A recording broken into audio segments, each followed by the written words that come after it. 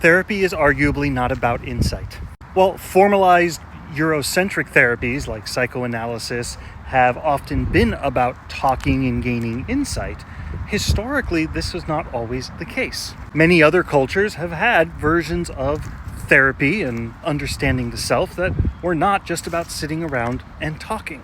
And this is something that in our Western societies, here in the US, for example, we are increasingly beginning to really come back to. The understanding that therapy is really about grokking oneself. For those not familiar with the term, it comes from Heinlein's Stranger in a Strange Land, where he needed to create a word that meant to fully grasp and understand something wholly and fully with sort of your whole being. Basically, both intellectual and emotional understanding. And here in Western cultures, like in the US, we often overemphasize the intellectual and neglect our emotional space, even though the emotional space is just as important and valuable in understanding our world and ourselves. And thankfully, in recent years, we've seen a resurgence of this understanding with new forms of therapy being formalized: art therapy, play therapy, music therapy, just to name sort of the three biggies that we now see.